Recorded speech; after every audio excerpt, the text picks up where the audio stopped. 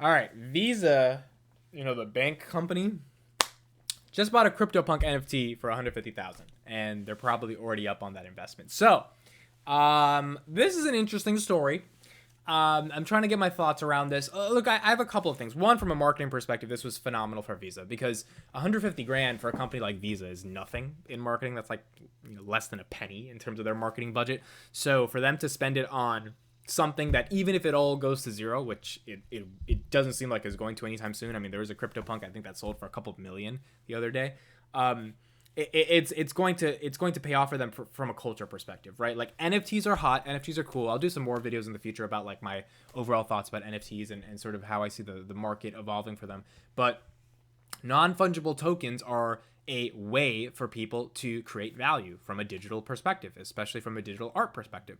So if that's the case, the transactions that are done to facilitate NFTs actually becoming a vibrant, thriving, and sustainable marketplace is going to need major players involved. Now, blockchain and OpenSea, and these are some of the blockchain is like a foundational element. OpenSea is one of the major platforms facilitating those transactions of NFTs.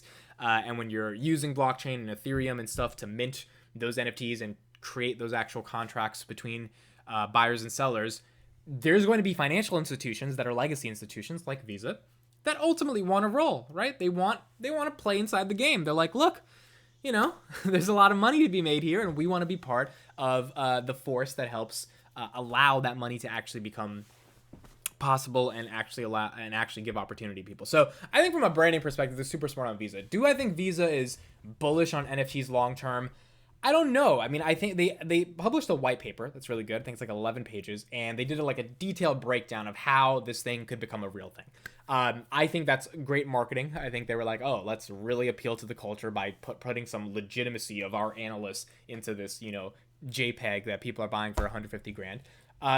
And I think that made a lot of people feel good that a financial institution of that size was legitimizing this. Now, overall, long term, I mean, I'm still pretty bullish on NFTs personally. I think what we're seeing in NFTs is similar to what we saw in Bitcoin probably 7-8 years ago in terms of some people, some banks, some thought leaders embracing it and publishing a lot of research about it. And now it's obviously very mainstream.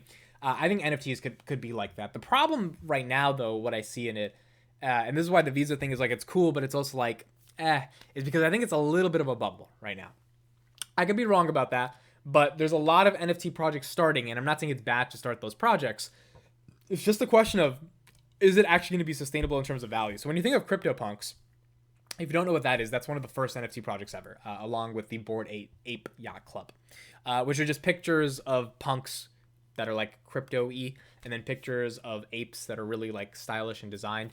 And the reason they're selling for millions of dollars, literally, is because people think that if NFTs become the next renaissance, then the things that were first to the party are ultimately going to be the foundational elements for what created the catalyst for that renaissance to be as monumental as it is, which means those things are obviously going to go up in value.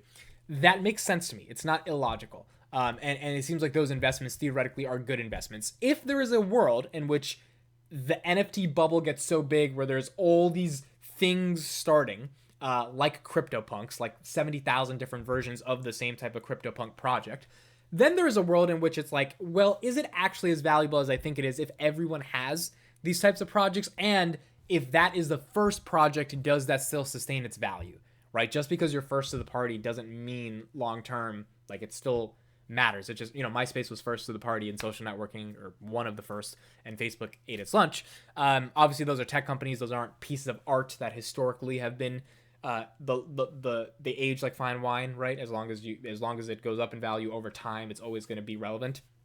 So there's a little bit of a difference. But the other thing is just, what if people start recognizing that like JPEGs don't matter, right? And JPEG is a photo of an image, right? So you have on one hand that there are so many NFT projects started that people don't see the value of something being first because there's all these other unique projects. So like, why is the first thing the thing that retains itself in value, especially if the quality of the art is not that amazing, right? It's just a picture of like this cyberpunk, which is like pixelated and stuff.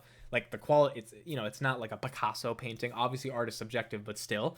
But then secondarily, it's also like, what if people really recognize these are just pictures that we're paying for? Now, that gets into the debate about what is an NFT, and like, sure, that debate has been resolved, I think, pretty victoriously, if that's a word, by the NFT bulls, right? That it makes sense that even though it's just a picture, it doesn't matter, right? A baseball card is just a card, but the value of that card is something we have to determine in a different metric. The value of this picture, especially if it can be authenticated that it belongs to one person, is something that we have to think of in a different type of style.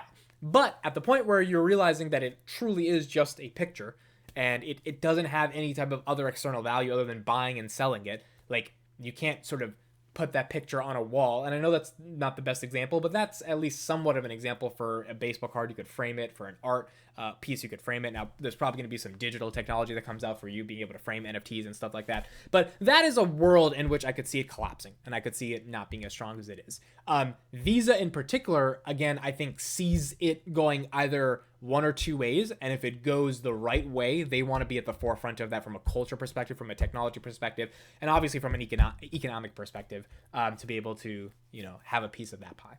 So I think NFTs are here long term. I think it's really going to change a lot of how transactions are done. The question just becomes ultimately, do people still see the value in buying these types of products over the long haul? I think the answer is going to be yes. I mean, I don't see how it goes down, especially when there's so much propping it up to the point where even if it is a bubble, it is a bubble that is sustained by major projects that have actual legitimacy and that are actually going to produce value within the NFTs that they release.